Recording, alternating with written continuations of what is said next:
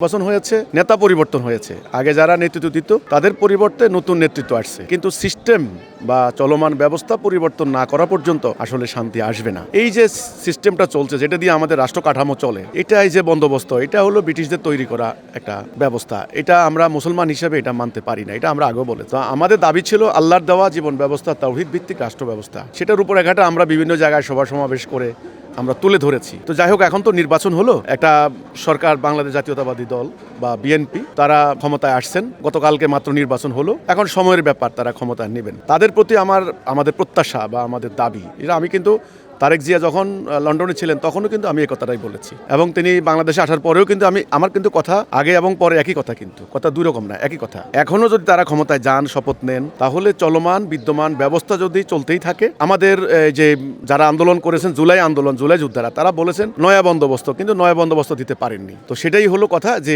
এখন যারা ক্ষমতায় যাবেন তারাও আগামী দিন যদি আল্লাহর তাওহীদের উপর ভিত্তি করা আল্লাহ দেওয়া জীবন ব্যবস্থা, দিনুল হক, সত্য দিন, এটা যেটা রূপরেখাটা আমরা তুলে ধরেছি, এই মোতাবেক যদি রাষ্ট্র, অর্থনীতি, বিচার নীতি, শিল্পনীতি, বাণিজ্য নীতি চলে, অর্থাৎ আল্লাহ দেওয়া জীবন ব্যবস্থা চালান, তাহলে ওনারা শান্তি পাবেন, আল্লাহর কাছেও পাবেন, দুনিয়াতেও পাবেন। অতীতে যে সংকটটা হয়েছে, দুর্বৃত্তায়ন, অর্থ পাচার, এটা বন্ধ হবে, দুর্নীতি বন্ধ হবে, সুদ ঘুষ বন্ধ হবে, নাহলে কিন্তু হবে না। তো এই নতুন নির্বাচিত সরকারের প্রতি আমাদের দাবি, আশা আকাঙ্ক্ষা হলো একটা, তারা আমাদের প্রস্তাবিত, উত্থাপিত যে প্রস্তাবনা, এটা তারা দেখবেন, বিবেচনা করবেন, এবং আগামী দিন রাষ্ট্র পরিচালনায় আল্লাহ দেওয়া ব্যবস্থায় তারা প্রয়োগ করবেন। এই হচ্ছে আমাদের দাবি, আশা। এখন করবেন কি করবেন না, সেটা তো হলো আপ টু দেম, তাদের ব্যাপার। তারা যদি না করেন, আমাদের কিছু করার নেই। আমাদের দাবি একটা, যে আল্লাহ দেওয়া বিধান দিয়ে রাষ্ট্র পরিচালিত করবেন। এই